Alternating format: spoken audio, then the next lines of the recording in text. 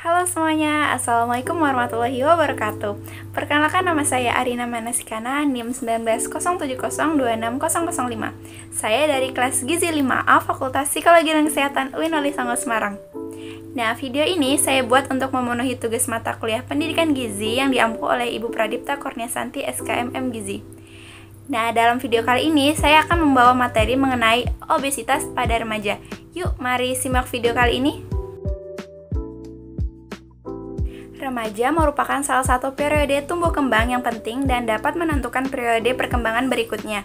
Masa pertumbuhan pada remaja ini meliputi perubahan fisik, biologis, emosional, psikologis, atau tingkah laku, dan kemampuan kognitif sebagai tahap perubahan masa anak-anak menuju dewasa. Remaja sangat rentan mengalami masalah gizi karena pada masa remaja inilah seseorang mengalami pertumbuhan yang sangat cepat sehingga kebutuhan gizi meningkat pada remaja akhir. Masalah gizi yang sering dihadapi oleh remaja itu seperti kurang gizi, overweight, dan obesitas. Nah, sesuai judul ini saya akan membahas permasalahan gizi pada remaja yaitu obesitas.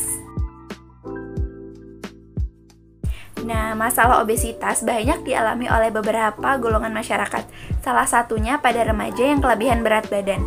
Nah, pada remaja yang obesitas ini telah dihubungkan dengan naiknya kadar insulin plasma, lipid darah, kadar lipoprotein naik, dan kenaikan tekanan darah. Yang diketahui merupakan faktor yang dihubungkan dengan morbiditas orang dewasa akibat obesitas. Nah, obesitas itu apa sih? Obesitas adalah suatu penyakit serius yang dapat mengakibatkan masalah emosional dan sosial.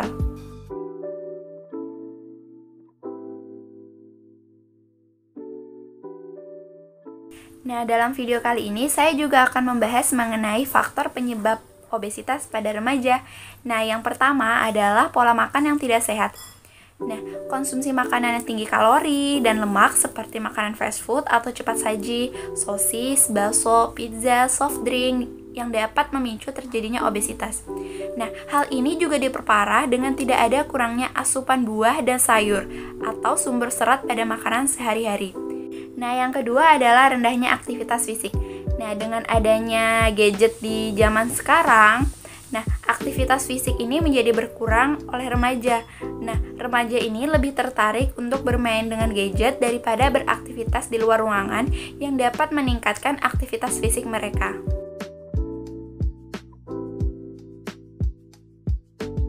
Nah, faktor penyebab obesitas pada remaja yang ketiga adalah faktor genetik.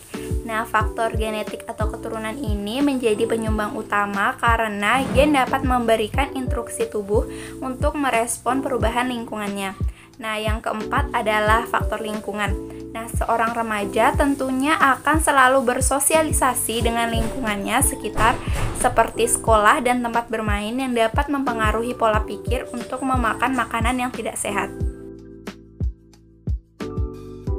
Nah, faktor yang kelima adalah faktor psikologis. Nah, stres bukan menjadi rahasia umum lagi bahwa akan menjadi salah satu penyebab obesitas, di mana ketika seseorang merasa stres, maka akan lebih sulit untuk memakan makanan yang sehat. Nah, untuk faktor penyebab obesitas yang terakhir adalah usia.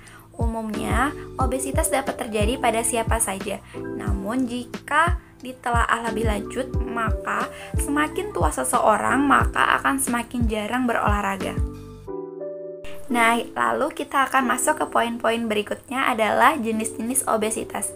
Nah, dalam video kali ini saya akan menjelaskan mengenai 3 jenis obesitas. Di antaranya adalah tipe apple, tipe pear, dan tipe ovid. Nah, tipe apple ini disebut juga dengan tipe android, di mana tipe seperti ini biasanya ditemui oleh pria dewasa dengan lemak yang tertumpuk di sekitar perut. Nah, risiko kesehatan pada tipe ini lebih tinggi dibandingkan dengan tipe buah pear. Nah, jenis-jenis obesitas yang kedua adalah tipe buah pear. Nah, obesitas tipe buah pear ini disebut juga dengan tipe gynoid. Kenapa? Karena tipe ini cenderung dimiliki oleh wanita dengan lemak yang ada di sekitar pinggul dan bokong. Resiko terhadap penyakit pada tipe gynoid ini umumnya lebih rendah daripada tipe apple. Nah, sedangkan jenis obesitas yang terakhir adalah tipe ovid. Obesitas tipe ovid ini berbentuk kotak buah. Dengan ciri dari tipe ini adalah besar di seluruh bagian badan. Tipe ovid ini umumnya terdapat pada orang-orang yang gemuk secara genetik.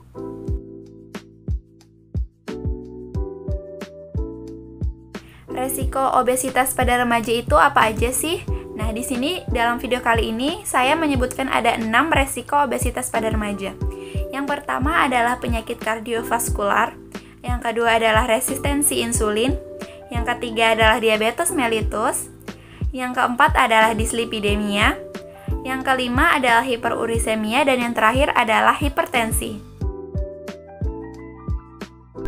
Nah, lalu bagaimana sih kita mengetahui bahwa remaja tersebut memiliki status gizi obesitas?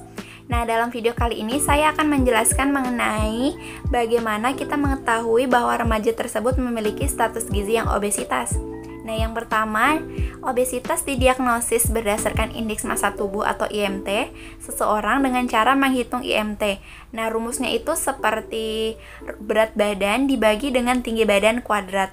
Lalu, setelah IMT didapatkan, maka plotkan atau tentukan titiknya pada grafik IMT CDC 2000. Nah, grafik IMT CDC 2000 ini apa sih? Nah, grafik IMT CDC 2000 ini merupakan grafik yang dikhususkan pada anak usia 2 hingga 20 tahun sesuai usia dan jenis kelaminnya. Lalu, bagaimana sih cara menggunakan grafik CDC 2000 ini?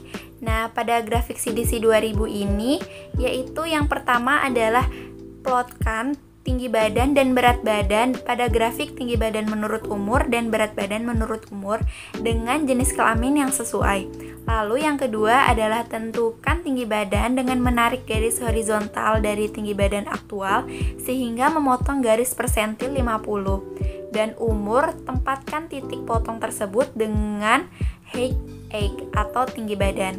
Lalu yang ketiga adalah menentukan berat badan ideal dari tinggi badan dengan menarik garis lurus ke bawah sampai memotong garis persentil 50 berat badan menurut umur. Nah, sekarang kita masuk ke poin yang sangat penting adalah pencegahan obesitas pada remaja, yaitu yang pertama adalah memakan makanan yang sehat dan harus terdiri dari sayur, buah-buahan, lauk pauk, nasi, ataupun roti. Dengan intensitas sayurnya itu lebih banyak daripada yang lain. Yang kedua adalah remaja harus tetap aktif melakukan kegiatan fisik dengan melakukan olahraga minimal 60 menit setiap hari dengan intensitas sedang. Misalnya, jalan cepat, lari pagi ataupun sore minimal 3 kali dalam seminggu. Nah, yang ketiga adalah anak remaja ini diharapkan dapat mengawasi sendiri berat badan, masukan makanan, dan aktivitas fisik, serta mencatat perkembangannya sehingga pola hidup sehat dapat tercipta hingga dewasa. Nah, untuk makanan yang dianjurkan dan tidak dianjurkan untuk obesitas pada remaja ini, yang pertama adalah makanan yang dianjurkan dulu nih, yaitu karbohidrat. Karbohidrat itu berupa karbohidrat kompleks seperti nasi, jagung, ubi, singkong, talas, kentang, dan sereal.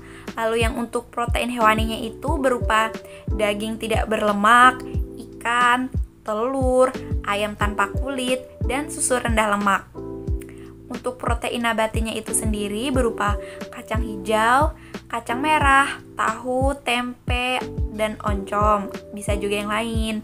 Lalu untuk sayuran dan buah-buahannya itu seluruh sayuran dan buah-buahan kecuali durian dan alpukat. Nah, untuk yang tidak dianjurkan lagi nih, yaitu karbohidrat yang sederhana seperti gula dan sirup, terus daging yang berlemak seperti daging kambing, daging bebek, dan sosis. Lalu yang terakhir adalah sayuran yang dimasak dengan santan kental atau minyak dalam jumlah banyak. Sekian dulu video dari saya, kurang lebihnya mohon maaf. Assalamualaikum warahmatullahi wabarakatuh. Thanks for watching.